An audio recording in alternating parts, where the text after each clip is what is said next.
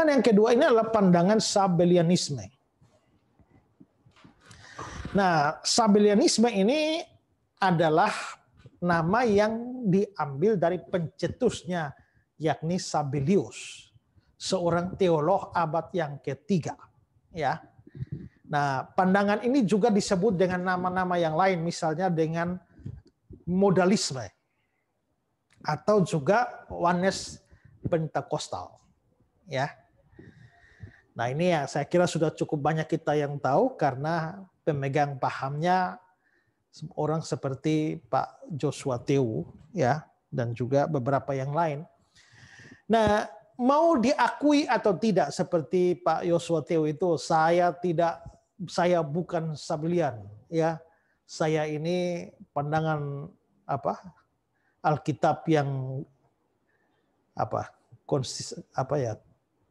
konsisten atau bagaimana dalam perkataan dia itu ya. Nah, tapi Alkitabiah ya itu omongan dia. Tapi kita bisa lihat bahwa sebenarnya pandangan-pandangan itu hanya mengulang apa yang pernah terjadi dalam sejarah. Nah, kalau pernah terjadi dalam sejarah ya itu bisa dianggap seperti itu. Sama seperti juga misalnya pandangan soal tulip. Ambil terakhir misalnya, apakah keselamatan bisa hilang atau tidak? Nah, sudah diidentikan bahwa yang beranggapan bahwa keselamatan tak bisa dihilang, itu adalah pandangan Calvinis. Lalu pandangan kontranya bahwa keselamatan bisa hilang, yaitu adalah Arminian. Itu karena sejarah, dogma begitu. Tapi orang-orang dari GBIA itu, ya Gereja Baptis Independen Alkitabiah dari siapa itu namanya, Liao, mereka walaupun mengatakan bahwa keselamatan bisa hilang, tapi menolak disebut sebagai pandangan Arminian. Ya, tapi sebenarnya karena dari sudut pandang sejarah, pandangan itu sudah dikenal sebagai pandangan Arminian, sehingga apabila orang mengatakan bahwa keselamatan bisa hilang, ya dia tidak bisa lepas dari label sebagai Arminian. Sama juga, kalau seorang punya pandangan seperti Sabellius, ya dia tidak bisa menghindar bahwa dia sebenarnya adalah seorang Sabellian, mau diakui atau tidak akui. Jadi Pak Joshua Tew itu entah dia mau akui atau tidak akui, tapi dia sebenarnya adalah berpandangan Sabellian. Ya, bahkan dia pernah bertanya, Sabellius itu orang yang pernah ada dalam sejarah atau tidak ya? Nah itu memprihatinkan, karena kalau orang pernah belajar sekolah teologi, apalagi sampai doktor, ya mustahil tidak tahu bahwa Sabellius itu adalah orang pernah hidup dalam sejarah. Ya. Nah, bagaimana pandangan Sabellianisme ini? Nah, dalam Wikipedia itu dikasih keterangan begini tentang Sabellianisme. Sabellianisme adalah kepercayaan bahwa Bapa, Anak, dan Roh Kudus adalah 3 model atau aspek Allah yang berbeda, yang bertentangan dengan pandangan Tritunggal tentang 3 pribadi yang berbeda di dalam kealahan. Jadi memang pandangan Sabellian ini itu memang bertentangan dengan pandangan Tritunggal. Jelasnya begini, Sabellianisme percaya bahwa di dalam diri Allah tidak ada perbedaan pribadi. Allah bukan mempunyai 3 pribadi yang berbeda, tapi dia hanya mempunyai 3 perwujudan atau 3 fungsi. Dalam penciptaan, Allah menyatakan dirinya atau berfungsi sebagai Bapa. Dalam penebusan, Allah menyatakan diri atau berfungsi sebagai anak. Dalam pengudusan, Allah menyatakan diri atau berfungsi sebagai Roh Kudus.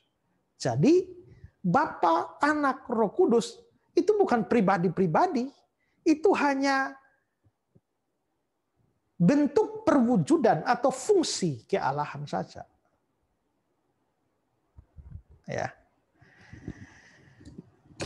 Nah, ini ada pandangan dari Gordon Clark. Sabellianisme adalah pandangan bahwa Allah sebenarnya hanya satu pribadi. Tidak ada pribadi kedua yang disebut anak. Demikian pula tidak ada pribadi ketiga yang disebut Sang Roh. Sebaliknya, saat Allah aktif menciptakan alam semesta dan mengendalikannya, dia disebut Bapa. Saat dia aktif dalam penebusan, dia disebut anak. Dan saat dia aktif dalam pengudusan, dia disebut Roh. Ketiga nama itu menunjukkan tiga kegiatan berbeda dari pribadi yang sama. Tentu saja penganut Sabellius mengenal Kristus sebagai Allah. Allah yang berasal dari Allah. Dan bagi orang Kristen kebanyakan ini kedengaran baik.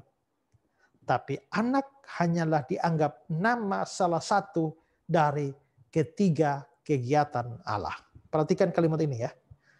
Anak hanyalah dianggap nama salah satu dari ketiga kegiatan Allah. Bukan ketiga pribadi Allah. Ketiga kegiatan Allah. Jadi Bapa, Anak, Roh Kudus itu sebutan untuk kegiatan.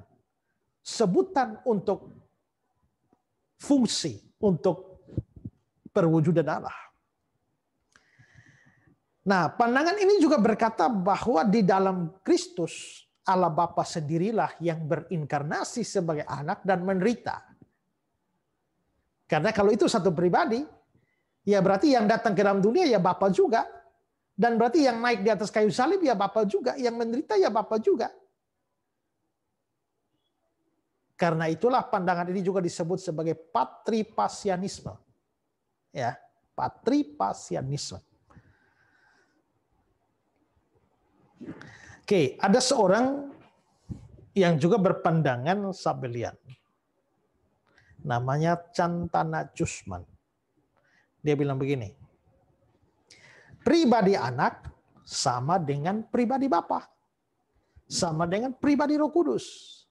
Yang berbeda adalah dalam hal peranan. Jadi ada tiga peran utama. Bukan tiga pribadi daripada Allah. Bapa adalah peran Allah dalam penciptaan dan hubungannya dengan kita sebagai anak-anak Allah. Anak adalah peranan Allah dalam karya penebusan dosa manusia. Supaya dapat mencurahkan darah dan akhirnya mati di kayu salib. Allah harus mengambil rupa manusia di dalam diri Yesus Kristus sebagai anak. Sedangkan Roh Kudus adalah peranan Allah sebagai pembaharu di dalam diri manusia. Ya, jadi Bapa, Anak, Roh Kudus lagi-lagi hanya peranan. Ya, peranan.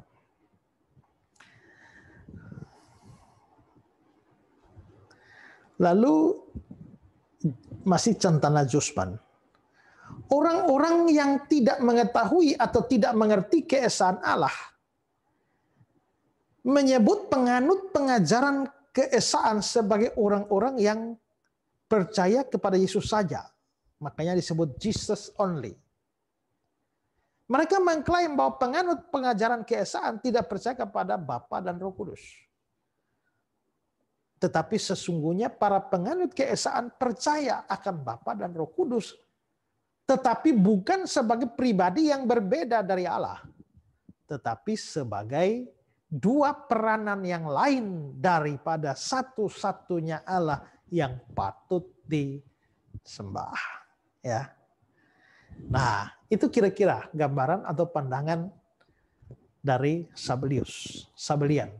Sehingga ya Bapa itu ya anak, anak itu ya Roh Kudus itu ya Bapa. Nah, persis seperti yang dipercaya oleh Pak Yosua Teo. Nah, tadi Gordon Clark mengatakan bahwa pandangan seperti itu ya jauh lebih mudah diterima oleh kebanyakan orang Kristen. Dan saya tidak tahu di mana, di daerah saudara bagaimana, ya. Tapi di wilayah timur sini, NTT sini, nyaris orang-orang awam itu percayanya seperti itu. Itu ada dalam buku pelajaran katekisasi. Yang dulu saya waktu masih SMA itu mengikuti pelajaran katekisasi dari gereja, ya diajar seperti itu. Tanpa sadar itu adalah paham Sabellian. Dan saya hafal betul ilustrasi yang pernah diberikan. Dikatakan ilustrasi itu adalah itu seperti misalnya Pak John. Pak John itu di rumah sebagai ayah, di kantor sebagai bos, di kampung sebagai lurah, tapi hanya ada satu Pak John.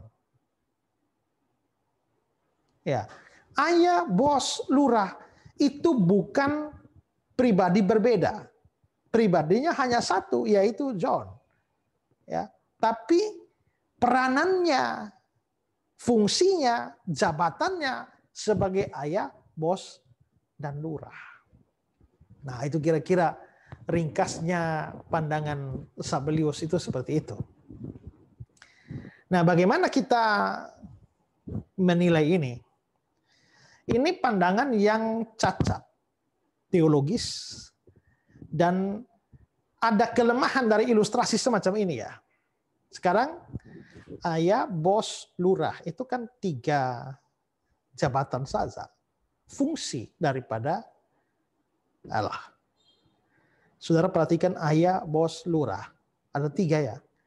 Bisakah ayah, bos, lurah itu hadir bersamaan pada saat yang sama? Tidak bisa. Karena orangnya satu. Bagaimana bisa ketiganya hadir bersamaan? Bisakah ayah, bos, dan lurah itu saling komunikasi, saling bicara? Tidak bisa. Kenapa? Ya karena orangnya cuma satu. Bisakah ayah, bos, dan lurah itu saling mengutus? Si bos mengutus lurah ke Australia. Atau lurah mengutus ayah ke Jakarta. Tidak bisa. Jadi dalam hal kehadiran bersama tidak bisa. Dalam hal komunikasi tidak bisa. Dalam hal mengutus itu tidak bisa. Tapi itu berbeda dengan gambaran Alkitab tentang Bapa, Anak, dan Roh Kudus. Bahwa Bapa, Anak, dan Roh Kudus itu bisa hadir bersamaan. Ya, bisa hadir bersamaan. Misalnya di dalam kasus baptisan Yesus. Matius 3 ayat 16-17. Sesudah dibaptis, ya, Yesus segera keluar dari air, dan pada waktu itu juga langit terbuka dan dia melihat Roh Allah seperti burung merpati turun ke atasnya. Lalu terdengarlah suara dari surga. Inilah anakku yang kukasihi, kepadanya aku berkenan. Jadi ada Yesus, ada Roh Allah, ada suara dari surga. Ini suara Bapa. Ya. Karena dia berkata, inilah anak. Ini hadir pada momen yang sama.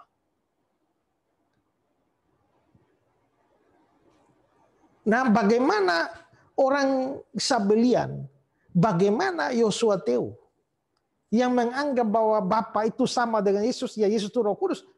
Terus waktu Roh Kudus itu hinggap pada Yesus, berarti Yesus hinggap pada Yesus, begitukah? Ya, ini kehadiran bersama. Selain itu juga ada sejumlah ayat kitab suci yang menunjukkan kemunculan bersama Allah Bapa dan Yesus sebagai 2 pribadi berbeda. Ya, kalau di sini 3 pribadi berbeda. Tapi ada sejumlah ayat yang menunjukkan bahwa ada kemunculan berbeda. Misalnya di dalam Daniel pasal 7 ayat yang ke-13 ya. Dikatakan begini. Aku terus melihat dalam penglihatan malam itu. Tampak datang dengan awan-awan dari langit seorang seperti anak manusia. Datanglah ia kepada yang lanjut usianya. Dan ia membawa di hadapannya. Jadi ada dua pribadi ini. Pertama adalah anak manusia. Dan ayat ini menunjuk kepada Yesus. Lalu yang lanjut usia. Itu kelihatannya menunjuk pada Allah Bapa.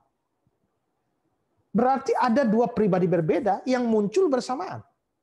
Anak manusia dan yang lanjut usia. Ya. Terus Kisah pasal 7 ayat 55, 56. Tapi Stefanus yang penuh dengan Roh Kudus menatap ke langit lalu melihat kemuliaan Allah dan Yesus berdiri di sebelah kanan Allah. Allah di sini itu menuju pada Bapa. Dan Yesus berdiri di sebelah kanan Allah Bapa itu. Berarti ada dua. Dua pribadi yang muncul bersamaan. Kalau Bapa itu Yesus, Yesus itu Bapa. Terus Yesus berdiri di sebelah kanan Bapa itu bagaimana? Kalau Yesus dan Bapa itu ya satu orang. Lalu siapa berdiri di sebelah siapa? Ayat ini menjadi tidak masuk akal, ya. Lalu dalam Ibrani pasal 10. Ya, ini masih sama dengan ayat 56. Sungguh aku melihat langit terbuka dan anak manusia berdiri di sebelah kanan Allah. Lalu Ibrani pasal 10 ayat yang ke-12. Tetapi ia ini Yesus. Setelah mempersembahkan hanya satu korban saja karena dosa, dia duduk untuk selama-lamanya di sebelah kanan Allah. Itu Bapa. Berarti ada ia, Yesus, ada Bapa. Ini dua pribadi. Kalau Yesus duduk di sebelah kanan Allah Bapa, berarti keduanya bisa muncul bersamaan. Ayat-ayat ini tidak bisa dijelaskan secara memuaskan oleh pandangan Sabellian. Jadi kita bisa lihat bahwa ketiga pribadi itu bisa muncul bersamaan. Kedua, Bapa, Anak, Roh Kudus itu bisa saling berbicara atau saling berkomunikasi. Ya. Dalam Markus 1 ayat yang ke-11. Lalu terdengarlah suara dari surga. Engkaulah anakku yang kukasihi, kepadamulah aku berkenan. Ya, ini suara Bapa. Engkaulah anakku. Kalau Yesus itu Bapa, Bapa itu Yesus. Kalau Yesus itu anak, kalau Allah Bapa itu anak, anak itu Bapa. Terus waktu Bapa bilang engkaulah anakku itu mau dijelaskan bagaimana? Ya.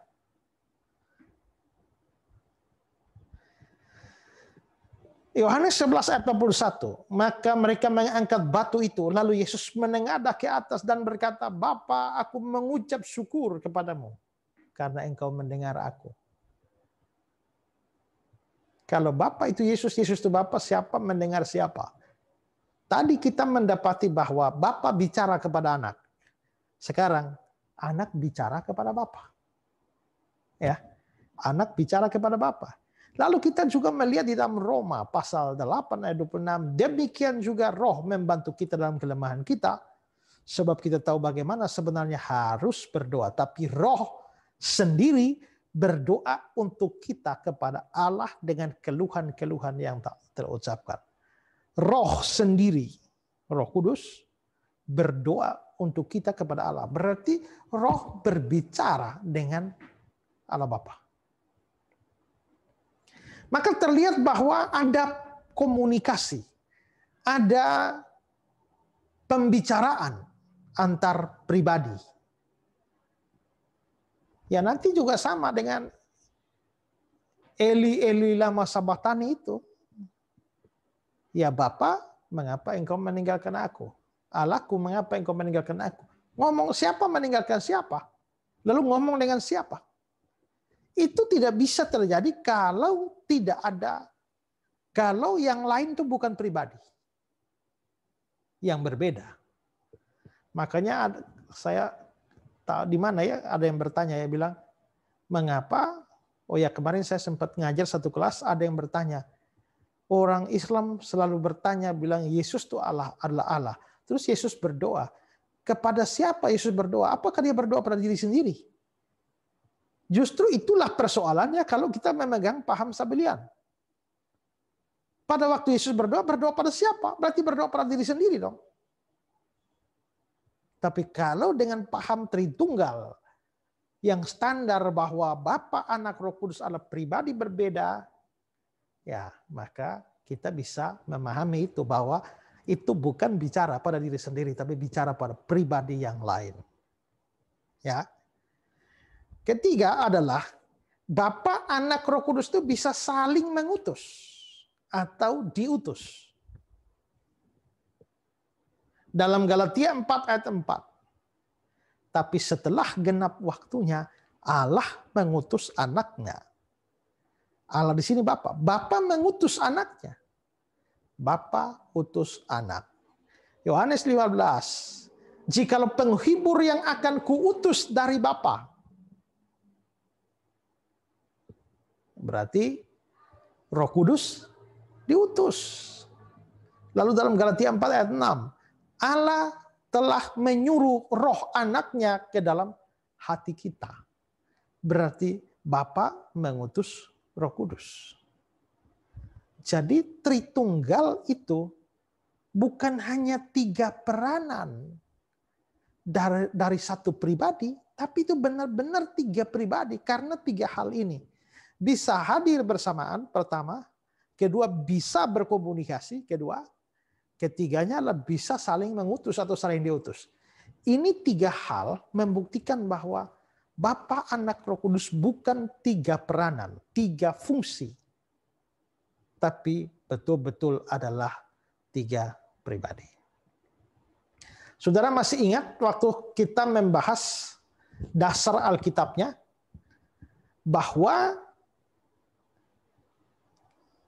kata Yunani, alos dan heteros, yang sama-sama berarti lain, ya. Tapi alos itu adalah lain dari jenis yang sama. Sedangkan heteros itu adalah dari jenis yang berbeda. Ya. Dan sejumlah ayat Alkitab itu menunjukkan bahwa Bapa itu lain dari Yesus, tapi jenisnya sama. Demikian juga Roh Kudus itu lain dari Yesus, tapi jenisnya sama. Maka kesimpulan kita adalah bahwa Bapa itu lain dari anak, anak lain dari Roh Kudus, Roh Kudus lain dari Bapa. Lain apanya? Lain pribadi. Tapi Bapa itu sejenis dengan Yesus, Yesus sejenis dengan Roh Kudus. Dan sejenis inilah yang kita sebut sebagai sehakikat atau hakikat yang sama, yakni Allah. Ya. Maka dari sini kita harus membuat perumusan klasik seperti ini, bahwa Bapa bukan anak, anak bukan Roh Kudus, Roh Kudus bukan Bapa, tetapi Bapa adalah Allah, anak adalah Allah, Roh Kudus adalah Allah. Ini pandangan standar. Nah, pandangan Sabellian ini itu sekalipun sudah lama dianggap sebagai bidah, ajaran sesat, ya. Itu dari tahun 263 Masehi itu sudah dianggap sebagai bidah. Tapi ya masih banyak juga yang menganut sampai saat ini. Dan itu terbukti dengan ada banyak orang yang memahami Tritunggal seperti ilustrasi Pak John tadi, ya. Dan beberapa pendeta yang memahaminya, yaitu ada Joshua Teu, lalu juga ada Risuli Lubis. ya, Resuli Lubis, juga ada Henry Tandianta, ya. Pernah tahu itu ya?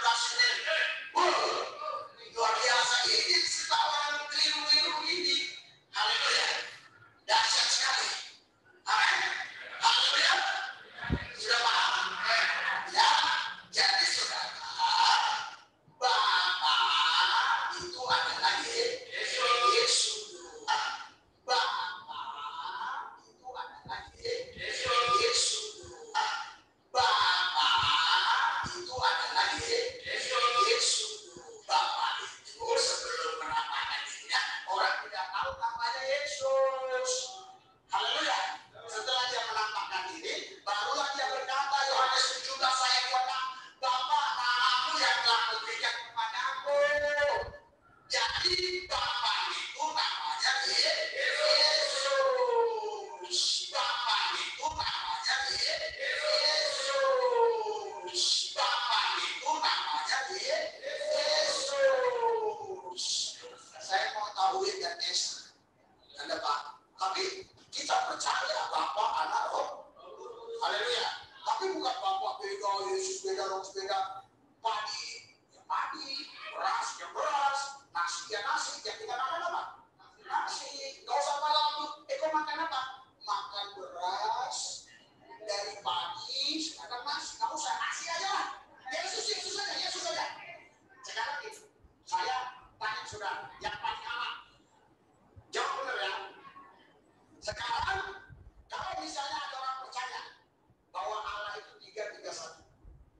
Allah Bapa, Anak, Roh Kudus. Tapi dia tidak percaya Yesus ini juru selamat. Oke. Terus kalau hanya percaya Yesus Kristus Tuhan juru selamat. Udah di situ apa-apa dari Roh Kudus yang penting. Bukan 3, yang penting Tuhan Yesus Kristus juru selamat. Yang paling pasti akan selamat, Pak. Iya, ini kalau salah nanti bahaya. Karena Yesus tidak pernah mengajarkan Tritunggal. Tidak ada di Alkitab Yesus mengajarkan Tritunggal. Haleluya. Bapa dan Aku adalah satu.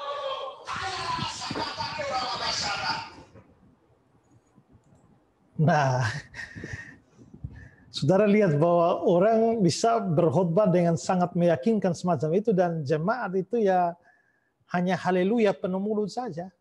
Ya.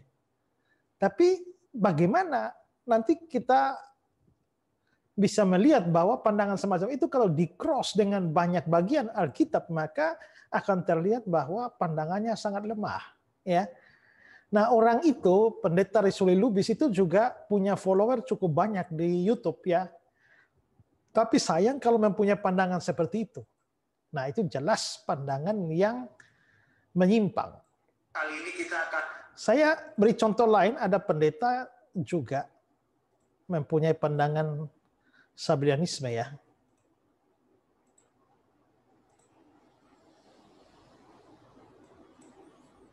Kali ini kita akan membahas sebuah tema ya. Nanti bombastis ya ini temanya nih. Enggak ya. Beberapa hari ini temanya bombastis melulu ya. Viral. Enggak, kali ini enggak bombastis kok. Begini temanya ya. Doa Bapa kami sebaiknya jangan dipakai lagi. Loh, katanya nggak bombastis. Itu bombastis tuh.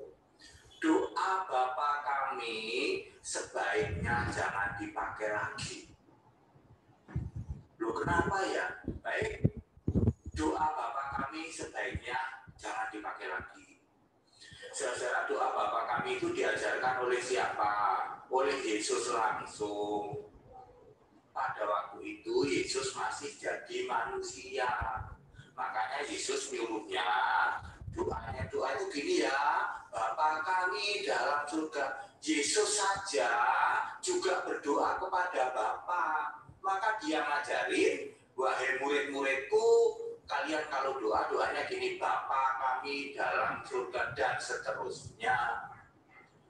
Tetapi saudara-saudara, Bapak Ibu sekalian, sejak tahun 33 Masehi, Yesus ini sudah naik ke surga. Sudah 1986 tahun lalu. Yesus itu sudah jadi Bapa. Yesus itu sudah jadi Bapa. Yesus itu sudah jadi Bapa. Lah kok Anda masih doa Allah Bapa kami dalam surga? Yesus itu Allah Bapa itu. Yesus itu Allah Bapa itu. Yesus itu Allah Bapa itu. Nah, diulang Pak Pendeta. Sejak tahun 33 Masehi, Yesus sudah naik ke surga menjadi Allah yang benar. Dia adalah Bapa itu. Lah kok Anda masih ngomong Bapa kami dalam surga? Udah nggak ada. Bapa dalam surga itu Yesus Kristus. Bapa dalam surga itu Yesus Kristus. Bapa dalam surga itu Yesus Kristus. Terpuji data lagi Pak Pendeta tadi katanya nggak yang heboh-heboh, ini heboh lagi. Doa Bapa kami itu kan, doa mantra kami Pak. Ya bagi Anda penganut Tritunggal, Calvinis, pasti doa Bapa kami itu. Wah, ini baru sesuatu yang baru nih Pak. Jadi doa Bapa kami bagaimana? Udahlah, jangan dipakai lagi. Itu ajaran doa ketika Yesus masih jadi manusia. Sekarang Yesus sudah jadi Allah Bapa itu. Doa ya kepada Yesus saja. Saudara-saudara yang mengimani Allah itu esa, Anda pasti ngerti. Sebab Allah itu Yesus. Saudara-saudara yang tidak mengimani itu tetapi percaya kepada Calvinis Tritunggal, Anda tidak akan percaya Yesus itu Allah. Allah itu ya Bapa. Masih zaman dulu. Zaman dulu Allah itu Bapa, iya betul, zaman dulu. Zaman Yesus jadi manusia. Sampai sekarang masih ada bawa-bawa itu Allah Bapa itu. Padahal Allah Bapa itu ya Yesus. Padahal Allah Bapa itu ya Yesus. Padahal Allah Bapa itu ya Yesus. Ya, makanya kepada saudara-saudaraku penganut Calvinis Tritunggal, silakan Anda yakini ya kita beda iman. Beda iman jangan dikira sama.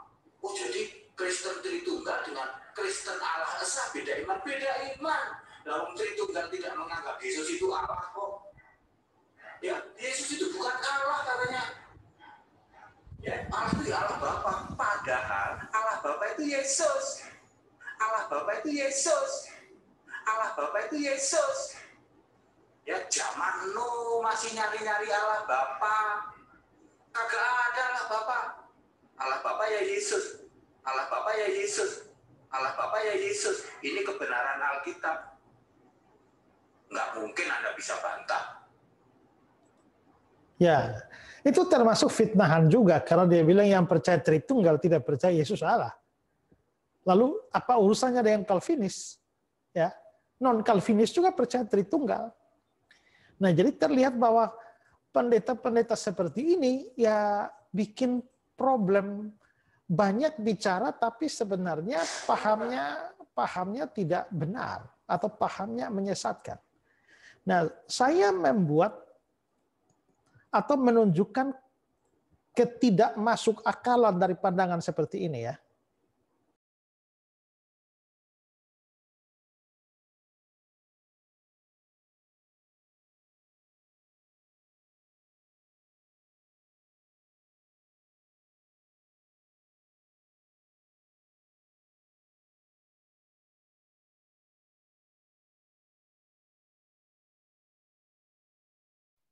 Mic-nya mati.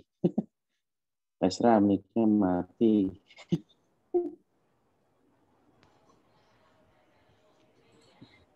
Sinyalnya lagi drop. Saya pikir punya saya yang putus. Enggak. Ya. Yang lain pada bergerak-gerak soalnya.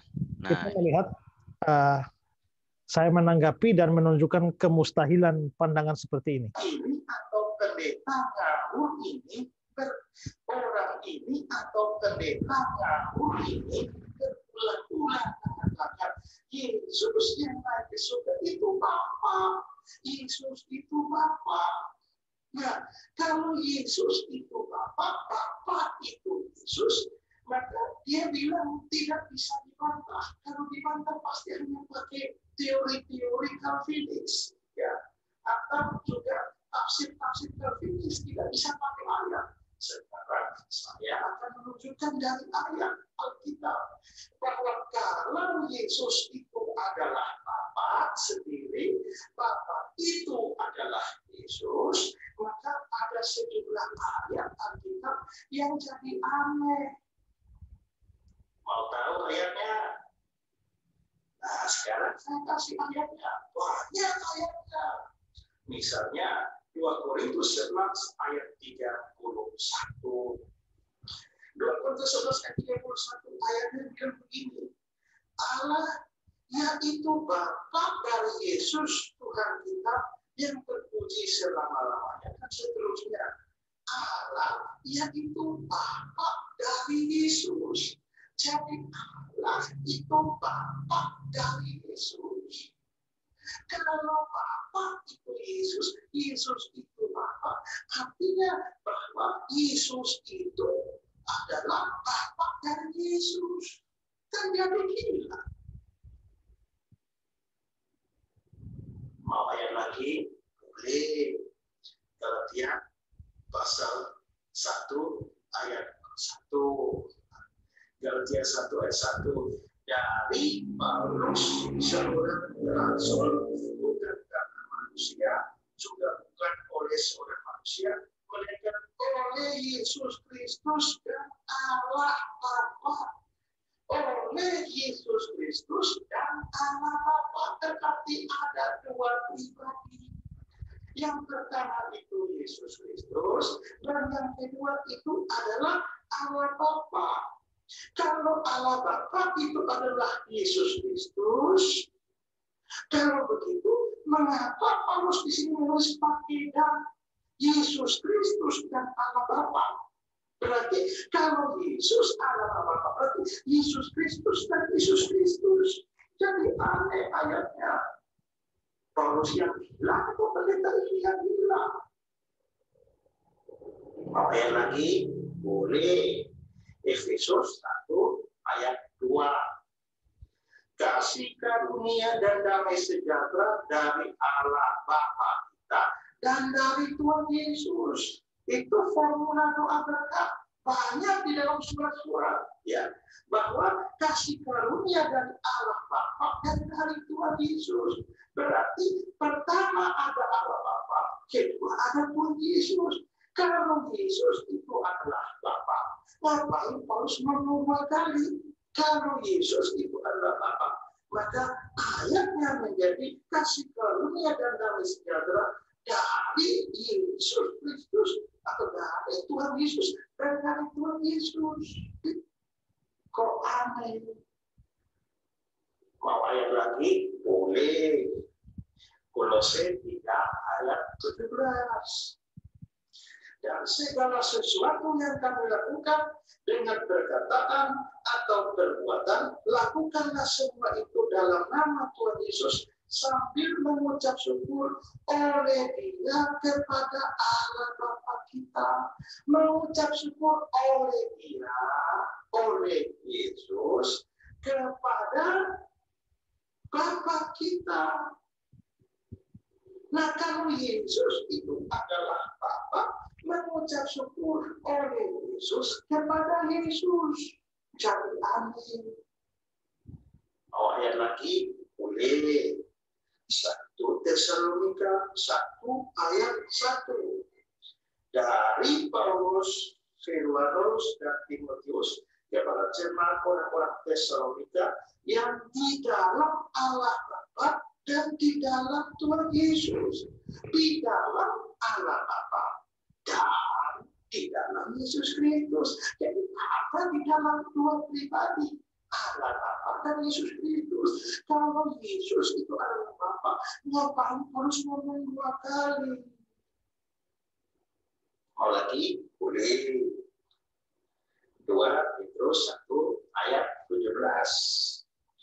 Kami menyaksikan bagaimana ia Tuhan Yesus, bagaimana ia menerima kehormatan dan kemuliaan dari Allah Bapa. Yesus itu menerima kehormatan dan kemuliaan dari Allah Bapa. Kalau Yesus itu adalah Bapa, berarti Yesus itu menerima kehormatan dan kemuliaan dari Yesus. Kok aneh? Mau lagi? Boleh. 1 Yohanes 1 ayat 3. Apa yang telah kami lihat dan yang telah kami dengar itu, kami beritakan kepada kamu juga, supaya kamu pun beroleh persekutuan dengan kami, dan persekutuan kami adalah persekutuan dengan Bapa dan Anaknya Yesus Kristus. Perhatikan kata-kata ini, Bapa dan Anaknya Yesus Kristus. Kalau Yesus itu Bapa, Bapa itu Yesus, maka ayatnya itu menjadi ya, dan persekutuan kami adalah persekutuan dengan Yesus dan dengan Anaknya Yesus Kristus. Nah, terus siapa yang anak, siapa yang Bapa? Kalau pribadinya satu. Tambah lagi ya. 1 Yohanes 2 ayat 22. Siapakah berdusta itu? Bukankah dia yang menyangkal bahwa Yesus adalah Kristus? Dia itu adalah Antikristus, yaitu dia yang menyangkal baik Bapa maupun Anak. Menyangkal Bapa maupun Anak. Ada kata maupun menunjukkan bahwa itu ada dua pribadi, yaitu Bapa dan Anak. Anak itu Yesus. Lalu Bapa itu siapa? Yesus juga. Kalau Yesus menyangkal Yesus maupun Yesus, orang gila apa itu? Ya, Yohanesnya yang gila atau yang punya ajaran yang gila? Tambah lagi, 1 Yohanes 4:14. Dan kami telah melihat dan bersaksi bahwa Bapa telah mengutus Anaknya menjadi juru selamat dunia. Bapa telah mengutus Anaknya. Anaknya itu Yesus. Terus Bapa siapa? Yesus juga. Kan Yesus itu kan? Yesus telah mengutus Yesus. Lah, kacau kan? Gila kan? Gila. Tambah lagi ya. 2 Yohanes 1 ayat 3. Kasih karunia, rahmat dan damai sejahtera dari Allah Bapa dan dari Yesus Kristus Anak Bapa. Ayo, kalau Bapa di sini itu adalah Yesus, nah ayatnya akan kasih karunia dan rahmat dan damai sejahtera dari Yesus dan dari Yesus Kristus Anaknya Yesus Kristus. Ini apa gila lagi? Ya, Yohanes yang gila pasti bukan. Pendeta ini yang gila. Ya, tambah lagi ya. 2 Yohanes 1 ayat 9. Setiap orang yang tidak tinggal di dalam ajaran Kristus, tetapi yang melanggar keluar dari situ, tidak memiliki Allah. Barang siapa tinggal di dalam ajaran itu, dia memiliki Bapa maupun Anak. Bapa maupun Anak. Sama kayak tadi ada kata maupun, itu berarti bahwa ada dua pribadi di sana. Kalau Bapa itu Yesus, itu Bapa memiliki Yesus maupun Yesus. Kan kacau. Nah, sekarang kita masuk lagi ke kitab Wahyu. Kita Wahyu juga. Ya. Wahyu 2 ayat 26 dan juga 27. Dan barang siapa menang dan melakukan pekerjaanku, ini kan surat dari Tuhan Yesus ya melalui Rasul Yohanes. Jadi di sini adalah Yesus.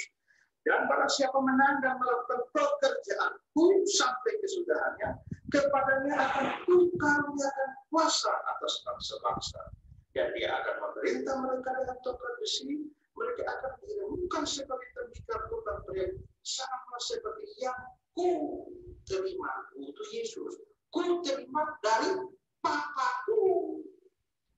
Kalau Bapa itu Yesus, Yesus itu Bapa, sama seperti yang Yesus terima dari Yesus. Di mana ini orang punya otak? Tidak berpikir ya. Sekarang Wahyu pasal 3 ayat 5. Barang siapa menang akan dikenakan pakaian putih yang demikian. Aku, Yesus, aku tidak akan menghapus namanya dari kitab kehidupan. Mereka aku akan mengaku namanya di hadapan Bapakku. Aku, Yesus, akan mengaku namanya di hadapan Bapakku. Kalau Yesus itu Bapa, apa itu Yesus? Berarti aku akan mengaku Yesus akan mengaku nama orang percaya di hadapan Yesus. Ini juga tidak kalah gila. Kalau mengikuti jalan pikiran pendeta ini, ya. Terus Wahyu pasal 3 ayat 21. Barang siapa menang, dia akan kududukan bersama-sama dengan aku di atas takhtaku, sebagaimana aku pun telah menang, duduk bersama-sama dengan Bapakku di atas tahtanya. Jadi Yesus akan duduk di tahta bersama Bapa. Kalau Yesus itu Bapa, Bapa itu Yesus, berarti Yesus duduk bersama Yesus. Ada berapa Yesus, Mas? Lalu masih kurang, boleh. Wahyu 14 ayat 1. Dan aku melihat sesungguhnya anak domba itu Yesus.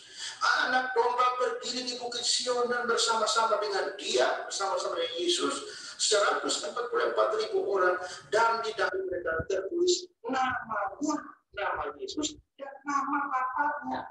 Nama Yesus dan nama Bapaknya. Jadi ada dua nama di sini. Itu dua pribadi dipisahkan oleh kata dan, namanya dan nama Bapaknya. Kalau Bapa itu Yesus, Yesus itu Bapa, maka ini disebut dua kali. Jadi terlihat saya sudah menunjukkan dari ayat yang banyak sekali. Sebenarnya kalau tambah bisa terlalu banyak, ya. Tapi jelas itu semua ayat membuktikan bahwa Bapa dan Yesus itu dua pribadi yang berbeda. Bapa bukan Yesus, Yesus bukan Bapa. Kalau nanti dikaitkan dengan doktrin Tritunggal, Bapa bukan Yesus, Yesus bukan Roh Kudus, Roh Kudus bukan Bapa. Itulah sebabnya orang Kristen percaya doktrin Allah Tritunggal, satu hakikatnya, tiga pribadinya. Ya, tapi orang ini pendeta yang menolak doktrin Tritunggal, makanya jadi bodoh menganggap Bapa adalah Yesus, Yesus adalah Bapa, lalu ikut otaknya dia. Seluruh ayat tadi yang disebut oleh Rasul Paulus, Rasul Petrus, Yakobus, Rasul Yohanes, dan lain semua hilang. Hanya dia saja yang waras. Begitu kan? Kalau saudara waras, saudara akan percaya rasul-rasul ini daripada percaya pendeta itu yang menurut saya tidak waras. Gitu. Jadi, ya, sekarang saudara tinggal. Manakah ajaran yang Alkitabiah? Alkitabiah dan masuk akal. Nah, karena itu yang sudah saya sampaikan kepada saudara, semua dari ayat Alkitab silakan saudara milih sendiri. Jadi dari semua itu kesimpulan saya, kita tetap bisa berdoa Bapa kami, karena itu doa yang diajarkan oleh Yesus. Ikutlah apa yang Yesus ajarkan, ikutlah yang Rasul-Rasul ajarkan, dan jangan ikut orang yang otaknya tidak beres ini. Oke, cukup ya. Goodbye.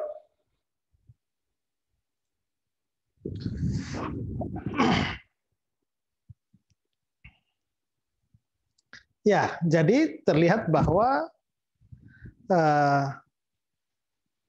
terlalu banyak ayat yang kita bisa pakai untuk menunjukkan bahwa Yesus dan Bapa itu adalah pribadi berbeda.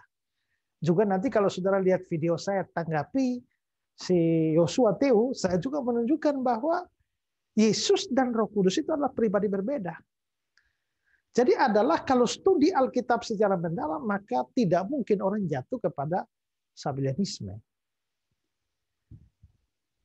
Karena itulah maka ajaran Sabellianisme itu adalah ajaran yang tidak Alkitabiah.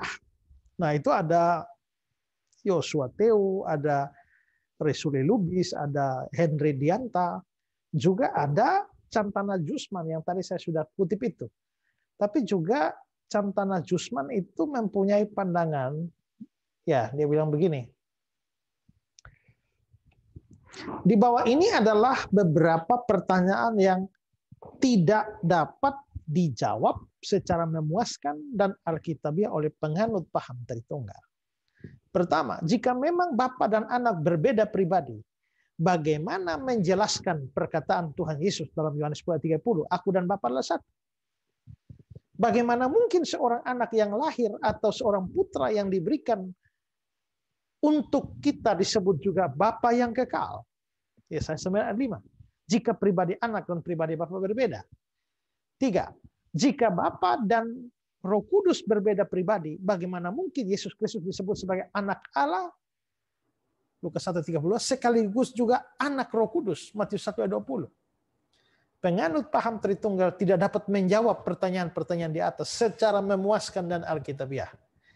Mereka seringkali memberikan jawaban bahwa kealahan itu suatu misteri dan di luar pemahaman manusia. Nah, itu si Jantana Jusman ini memberikan 3 pertanyaan yang katanya tidak bisa dijawab oleh penganut Tritunggal. Nah, apakah benar kita tidak bisa jawab? Ingat ya, pandangan-pandangan bisa bertentangan. Masing-masing bisa punya ayat dasar.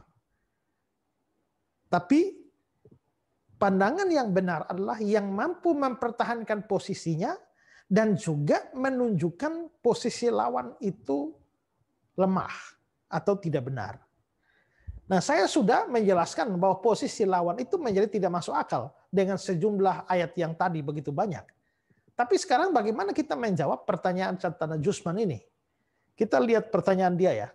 Pertanyaan pertama adalah, jika memang Bapa dan Anak berbeda pribadi, bagaimana menjelaskan perkataan Tuhan Yesus dalam Yohanes 10:30, aku dan Bapa adalah satu. Ya. Ayat ini juga dipakai oleh Risuli Lubis ya. Aku dan Bapa adalah satu. Mereka menggunakan ayat ini untuk menjadi oneness itu. Yohanes 10:30, aku dan Bapa adalah satu. Di sini memang dikatakan bahwa Yesus dan Bapa adalah satu. Tapi satu apa? Ya. Menurut saya itu bukan satu pribadi. Mereka pasti menafsirkan satu di sini sebagai satu pribadi. Tapi menurut saya itu bukan satu pribadi. Karena kalau satu pribadi, mengapa dikatakan aku dan Bapa? Kalau ada kata-kata aku dan Bapa, ya itu sudah pasti 2 pribadi, yakni Yesus dan Bapa. Jadi mestinya aku dan Bapa sudah menunjuk 2 pribadi berbeda, maka kata satu, aku dan Bapa adalah satu, tidak bisa diartikan satu pribadi. Karena kalau satu pribadi, itu bertabrakan dengan kalimat aku dan Bapa. Maka pasti ada satu yang lain. Ya. Kita kalau lihat teks Yunaninya.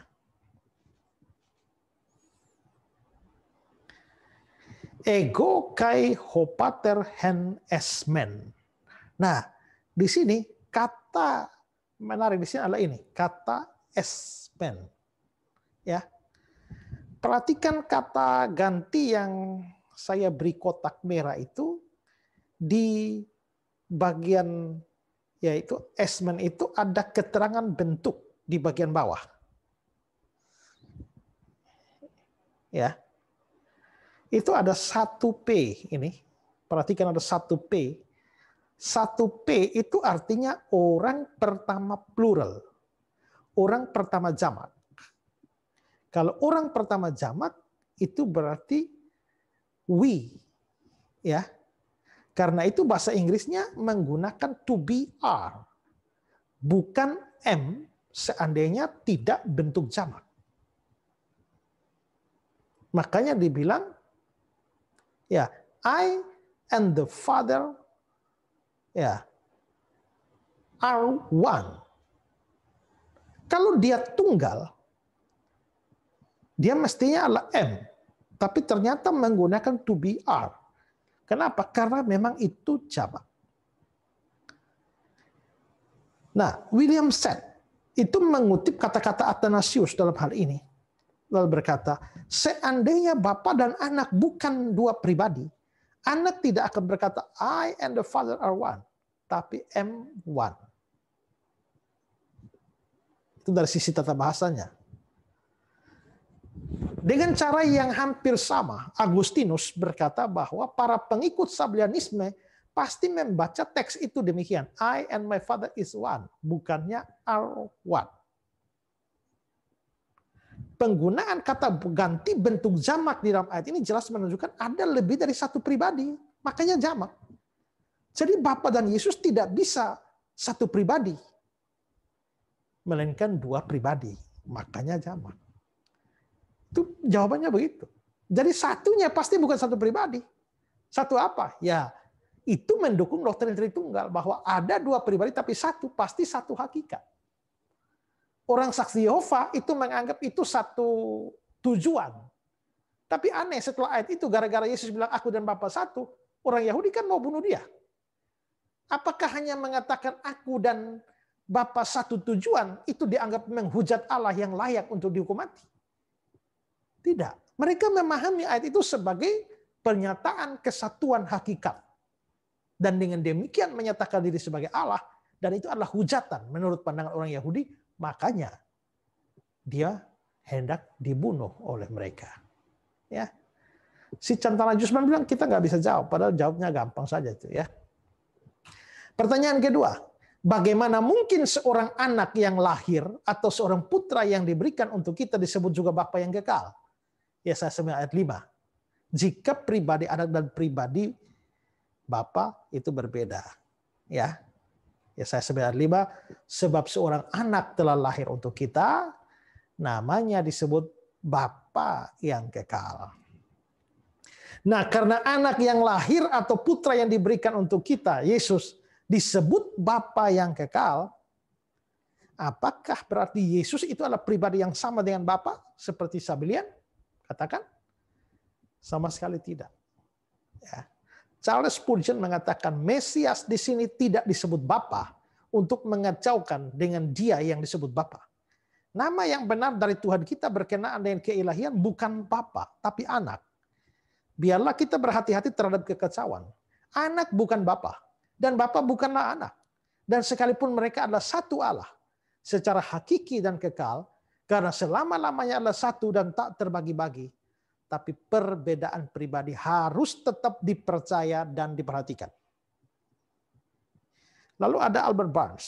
Istilah Bapa di sini dalam Yesaya 9 ayat 5 tidak diterapkan kepada Mesias berhubungan dengan perbedaan dalam hakikat ilahi.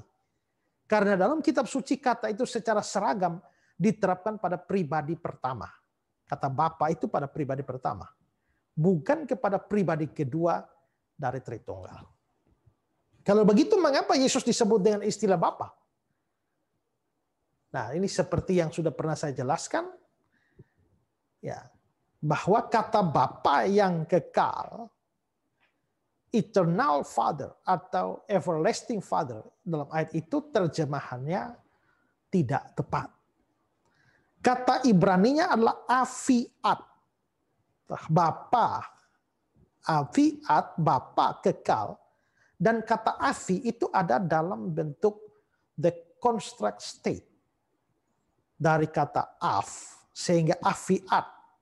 Itu dengan tepat diterjemahkan sebagai sang Bapa dari kekekalan. Jadi terjemahannya bukan Eternal Father. Atau Everlasting Father, tapi Father of Eternity. Itu terjemahan yang tepat. Maka dalam Darby Bible, ya, and his name is called Father of Eternity. Bapa dari kekekalan. James Smith bilang Bapa yang kekal. Secara harfiah, Bapa dari kekekalan. Loker. Sebagai Bapa yang kekal, secara harfiah, Bapa dari kekekalan. Jadi itu terjemahannya begitu, secara harfiah. Lalu apa arti sebutan itu? Artinya Yesus itu adalah pencipta atau sumber dari kekekalan. Bapa itu menunjukkan sumber. Kalau kita misalnya membandingkan dalam Yohanes 8 ayat 44 tentang iblis, apabila dia berkata dusta, dia berkata atas kehendak sendiri, sebab dia adalah pendusta dan bapa dari segala dusta.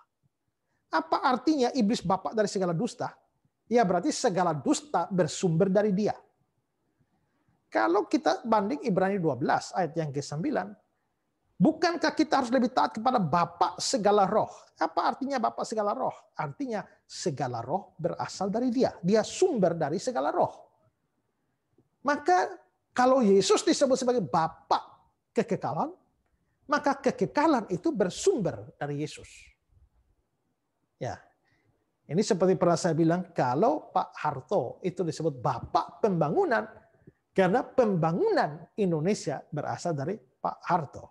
Jadi kalau Yesus disebut Bapa dari kekekalan, artinya kekekalan bersumber dari Yesus atau dia pencipta kekekalan.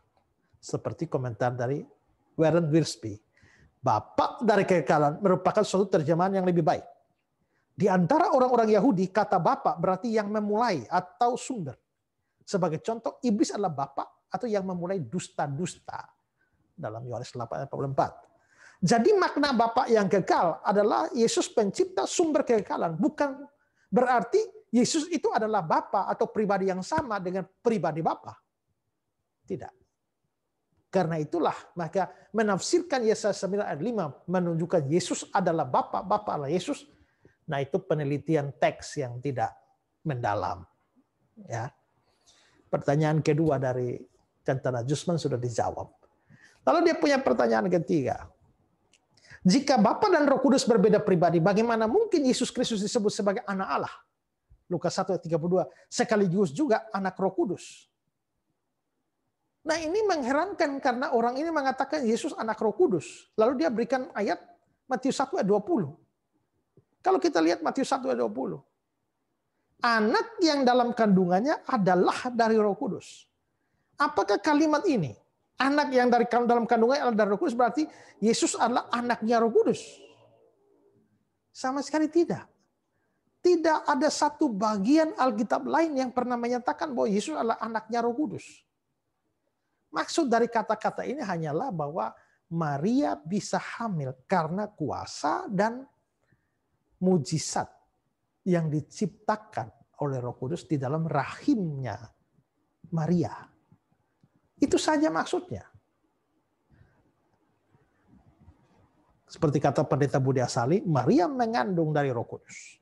Bukan berarti Allah atau Roh Kudus melakukan hubungan seks dengan Maria dan menyebabkannya mengandung melalui hubungan seks itu. Dalam dongeng-dongeng kafir, kita sering membaca tentang dewa yang berhubungan seks dengan manusia sehingga mempunyai anak. Tapi kekristenan tidak mengajarkan hal seperti itu. Maria mengandung dari Roh Kudus artinya Roh Kudus melakukan satu mujizat. Sehingga perawan Maria mengandung tanpa hubungan seks dengan siapapun. Nah, setelah mujizat dari Roh Kudus itu pun, Yesus tidak disebut anak Roh Kudus, tapi anak Allah.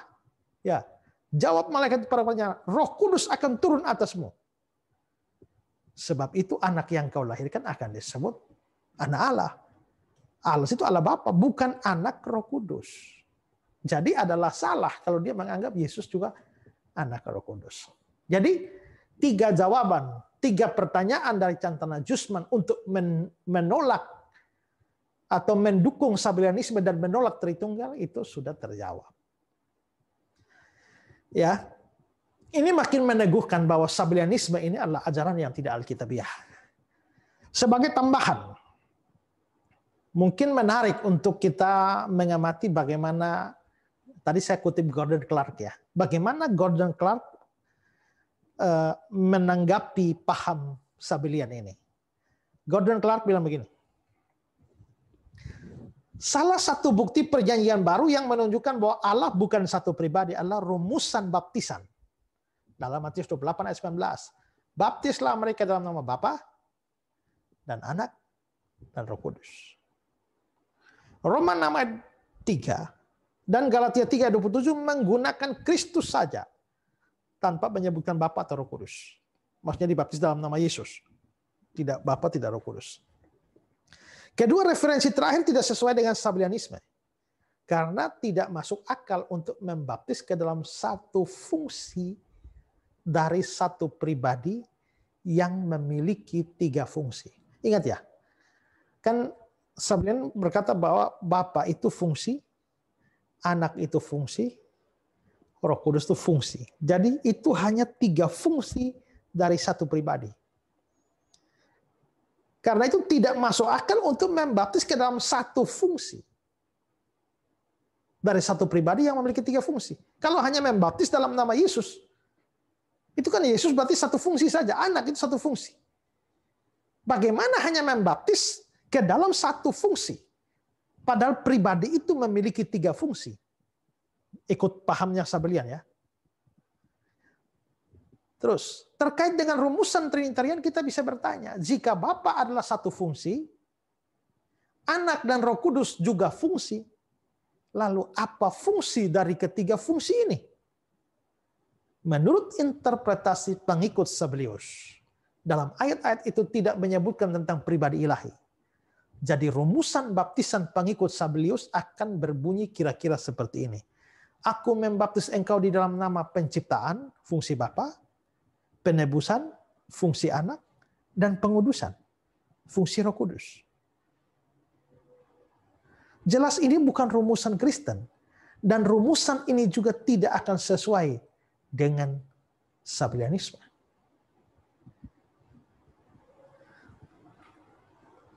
Perjanjian Baru juga memiliki indikasi yang lebih panjang atau biasanya lebih pendek bahwa ada 3 pribadi, bukan hanya 3 kegiatan atau 3 kerja.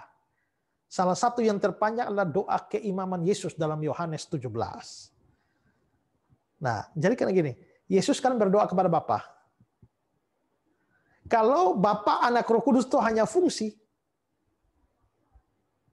Anak, fungsi Bapa. Terus kalau Anak berdoa kepada Bapa, berarti satu fungsi berdoa kepada fungsi yang lain. Nah, sebuah fungsi tidak dapat berdoa kepada fungsi yang lain, kata Clark. Di samping itu dalam banyak tempat di pasal ini, pasal Yohanes 17, Sang Anak dibedakan dari Sang Bapa. Contohnya ayat 5. Oleh sebab itu ya Bapa, permuliakanlah aku padamu sendiri dengan kemuliaan yang kumiliki di hadiratmu sebelum dunia ada. Kan perbedaan. Anak atau Yesus minta Bapa permuliakan. Dengan kemuliaan dimiliki di hadirat sebelum dunia ada. Itu 2 pribadi berbeda. Satu minta, satu yang diminta. Perbedaan pribadi tidak mungkin lebih jelas dari yang dikemukakan ayat ini.